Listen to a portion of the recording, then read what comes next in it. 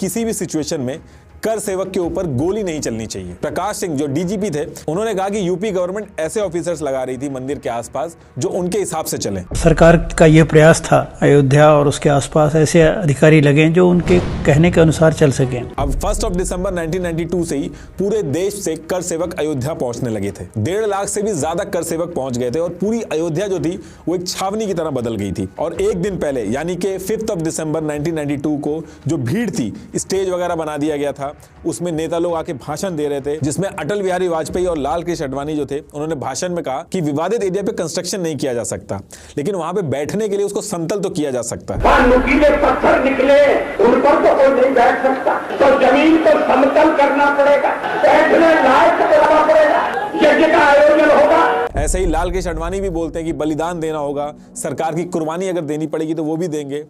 BJP, RSS, VHP, Bajrang Dal सबके नेता पहुंच गए थे, लेकिन कुछ नेता जिनकी दिक्कत लग रही थी, जिनका लग रहा था कि इनके भाषण भड़काऊ हो सकते हैं, उनको अलाउ नहीं किया गया था, उनको रोका गया था। जैसे उमा भारती, तो उमा भारती ने अपने बाल कटवा लिए ताकि उनको पहचाना ना जा सके और वो भी अंदर जा सके।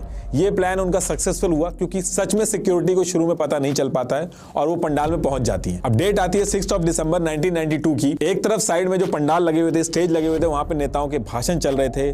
कर सेवक भी जो थे वो चुपचाप अपना भजन कीर्तन कर रहे थे। लेकिन जैसे ही 11:30 बजते हैं तो जितने भी कर सेवक थे वो विवादित ढांचा जो था उसकी तरफ पहुंचने लगते हैं। फिर 1:55 होते होते पता चलता है कि जो विवादित ढांचा था उसका एक पार्ट गिरा दिया जाता है। फिर 3:30 होते होते दूसरा पार्ट गिरा दिया जाता है और फिर 4:49 PM पे एक ह्यूमन चेन बना के लकड़ी का एक पोल लिया और उससे विवादित ढांचा को गिरा दिया और रामलला की मूर्ति, लक्ष्मण जी की मूर्ति और हनुमान जी की जो मूर्ति थी वो गर्भगृह जो था वहां पे रख दी और टेंट से मंदिर बना दिया। अब इसके थोड़ी देर बाद करीब 6 बजे यूपी के अंदर प्रेसिडेंट रूल लगा दिया जाता है और 6:15 पे यूपी के सीएम, जिन्होंने गारंटी ली थी कि ऐसा कुछ नहीं करेंगे, वो रिजाइन कर देते हैं और जो लोकल पुलिस थी वो खुद FIR करती है। 2 FIR की जाती हैं, एक लीडर के खिलाफ और एक जो एक पूरी क्रिमिनल एक्टिविटी थी उसके खिलाफ। अब ये इंसिडेंट तो हो जाता है, लेकिन इस इंसिडेंट के बाद सिर्फ अयोध्या ही नहीं पूरे देश में दंगे होते हैं। मुंबई, अहमदाबाद, गुजरात, दिल्ली, यूपी के state, Bihar, all over India में दंगे होते हैं। 2000 से ज्यादा लोगों की जान चली जाती है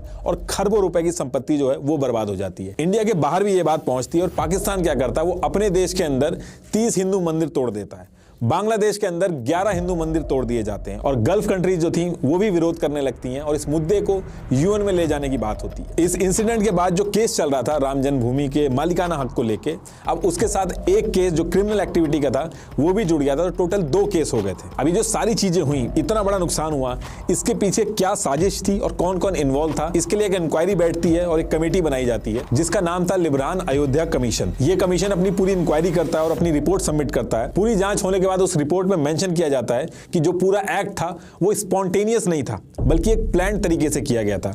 इसमें कई सारे VHP और BJP के लीडर का नाम था, कई सारे कर सेवक थे उनका नाम था। लेकिन 2020 आते आते स्पेशल CBI कोर्ट ने कहा कि ये प्री प्लान नहीं था और लीडर्स को छोड़ दिया जाता है। इस इंसिडेंट के बाद RSS और VHP पे बैन भी लगता है और BJP भी जिन जिन स्टेट्स में सरकार बनाई थी उसने उसको डिसमिस कर दिया जाता है और फिर आगे चल के जो बैन था वो हट जाता है। अब 6 दिसंबर 1992 में जो ये सारी चीजें हुई थी, इसको लेके पूरे इंडिया में एक अनरेस्ट था और अब सेंट्रल गवर्नमेंट हरकत में आती है और इसके अगले महीने 25 जनवरी 1993 को एक एक्ट लेके आती है, अयोध्या एक्ट ऑफ 1993। इसमें क्या होता है कि ये पूरा एरिया आप देख रहे हो 67.7 एकड़, इसमें से ये 2.77 एकड़ डिस्प्यूटेड लैंड जो होता है, इस 2.77 एकड़ में भी 0.313 एकड़ जो है वो एक्चुअल डिस्प्यूटेड एरिया माना जाता है जहां पे मूर्ति रखी गई थी। तो इस 2.77 एकड़ के एरिया को छोड़ के बाकी का एरिया सेंट्रल गवर्नमेंट ने अपने अंडर में ले लिया और जब ये एरिया अपने अंडर में लिया तो इसमें दुकानें, कमर्शियल प्रॉपर्टीज, ये सारे घर वगैरह जो थे, जैसे अतिक्रमण होता है जब हाईवे वगैरह पास होता है तो उनको गवर्नमेंट रेट के जो पैसे दे दिए जाते हैं, ठीक वैसे ही किया गया। तो ये जो जगह थी पूरी तरीके से खाली करा दी गई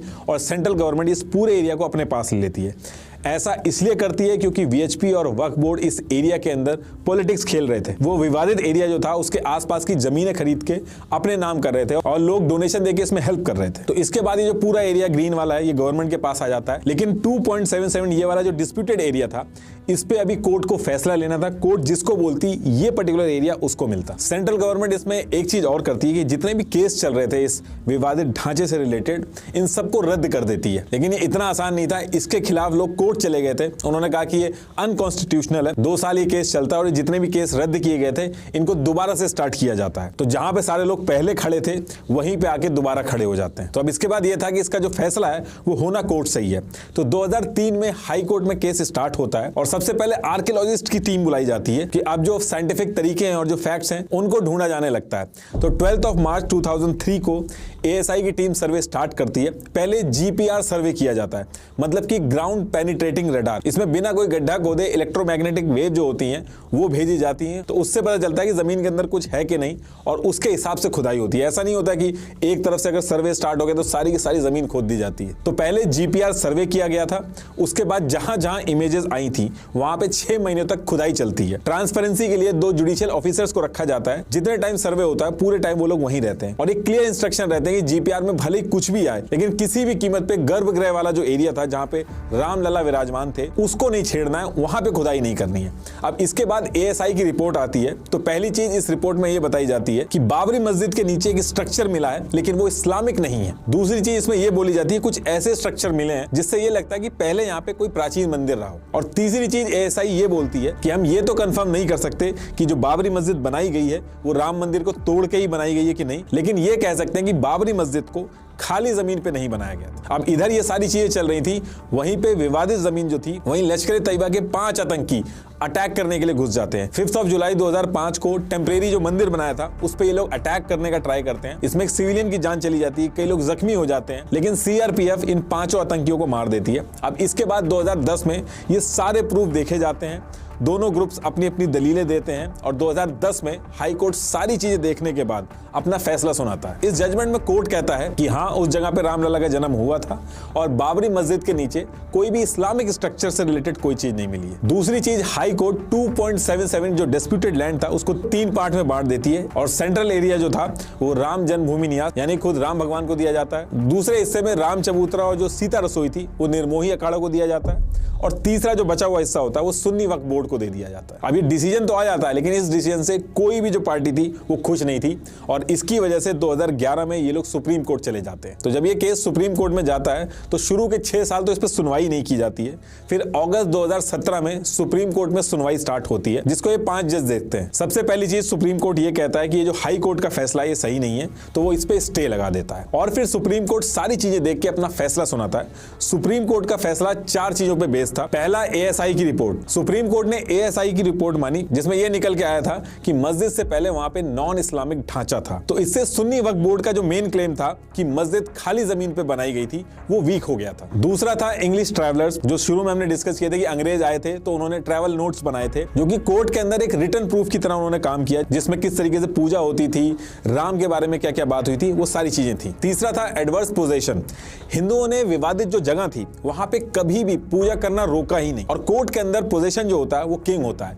अगर मिट्टी भी पड़ी थी तो मिट्टी के ऊपर भी पुजारियों ने पूजा की लेकिन पूजा को रोका नहीं। और वहीं दूसरी तरफ मुस्लिम जो थे वो ईयर 1934 हो या फिर 1949 के बाद से वो वहां पे नमाज पढ़ने गई नहीं। चौथी चीज थी क्रॉस एग्जामिनेशन ऑफ विटनेसेस। जैसे कोर्ट के जजमेंट के पेज नंबर 1029 पे भी पढ़ना आप, उसमें जज विटनेस परमहंस राज से कहते हैं कि आपको ये नहीं लगता कि जो सेंटर एरिया जहां पे आप कह रहे हो कि रामलला का जन्म हुआ है, तो ऐसा नहीं हो सकता कि क्या पता कुछ हाथ साइड में यानी कि लेफ्ट में या फिर कुछ हाथ राइट में वहां पे जन्म हुआ हो। तो वो कहते हैं कि एक उंगली भी इधर उधर नहीं। एग्जैक्ट जो मस्जिद थी उसका जो सेंट्रल डोम है उसके अंदर गर्भगृह है जहां पे रामलला विराजमान है, एग्जैक्ट वहीं पे है और इसमें 1% भी डाउट नहीं है। तो जितने भी पुजारी आए कोई भी अपनी बात से हिला नहीं। तो ये सारी चीजें देख के 9 नवंबर 2019 को फैसला आता है 2.77 लैंड पूरा का पूरा रामलला विराजमान यानी कि राम भगवान को दे दिया जाता है। ना तो निर्मोही अखाड़ा को ना ही सुन्नी वक्फ बोर्ड को दिया जाता है, पूरा का पूरा रामलला विराजमान को जाता है। एक तरह से राम भगवान को ही जमीन दे दी गई थी और सुन्नी वक्फ बोर्ड जो था उसको 5 एकड़ जमीन डिस्प्यूटेड लैंड जो था उससे 25 किलोमीटर दूर एक धानीपुर विलेज है अयोध्या डिस्ट्रिक्ट में, वहां पे दे दी जाती है। निर्मोही अखाड़ा जो इतने सालों से केस लड़ रहा था उसको कुछ नहीं मिलता है। अब आप इसमें यह भी कह सकते हैं कि रामलला विराजमान जो है उनको पूरा एरिया मिल गया, लेकिन उसको मैनेज कौन करेगा, वहां पे जो कंस्ट्रक्शन का काम होगा वो कौन कराएगा। तो इसके लिए ये जो 2.77 एकड़ एरिया है, सिर्फ इसकी बात कर रहा हूं मैं, पूरे 67.7 एकड़ की बात नहीं कर रहा हूं। तो इस 2.77 एकड़ डिस्प्यूटेड लैंड के लिए सुप्रीम कोर्ट का ऑर्डर फॉलो हुआ, जिसमें यह हुआ कि सेंट्रल गवर्नमेंट ने एक ट्रस्ट बनाया जिसका नाम था श्री राम जन्मभूमि तीर्थ क्षेत्र। इसको 15 मेंबर मैनेज करेंगे, लेकिन सुप्रीम कोर्ट ने कहा था कि इस ट्रस्ट में एक मेंबर निर्मोही अखाड़ा का भी रखना होगा। तो इन 15 लोगों में एक निर्मोही अखाड़ा के मेंबर थे, बाकी के जो लोग थे वो स्पिरिचुअल लीडर, गवर्नमेंट के जो अपॉइंटीज होते हैं, ये सब थे। तो अभी राम मंदिर का जितना भी काम देखा जा रहा है वो सारा का सारा श्री राम जन्मभूमि तीर्थ क्षेत्र जो है वो करवा रहा है। और ये जो बाकी का ये जो ग्रीन एरिया है, इसके डेवलपमेंट के लिए सेंट्रल गवर्नमेंट का प्लान है, इसको धार्मिक स्थल की तरह डेवलप किया जाएगा। जैसे वैष्णो देवी में श्रद्धालु आते हैं, उनको फैसिलिटेट किया जाता है, ठीक वैसे ही किया जाएगा। अच्छा, इस सुप्रीम कोर्ट के जजमेंट में एक चीज और हुई थी। तो जब ऐसे जजमेंट दिए जाते हैं तो उसमें हमेशा एक ऑथर होता है, यानी कि जिसने सारे जजेस के एस्पेक्ट्स और ओपिनियन को ध्यान में रखते हुए जजमेंट लिखाया है। लेकिन राम मंदिर जजमेंट में ऑथर का नाम कभी डिस्क्लोज ही नहीं किया गया। अगर आप जजमेंट के आखिरी में देखोगे, एक एडेंडम है जिसका फॉन्ट भी अलग है, जिसमें 5 में से एक जज ने मेजॉरिटी डिसीजन को मानते हुए अपनी एकदम अलग रीजनिंग दी है, जिसे लीगल भाषा में कॉन्करिंग जजमेंट बोलते हैं। और उसमें यह लिखा है कि डिस्प्यूटेड स्ट्रक्चर भगवान राम मंदिर का है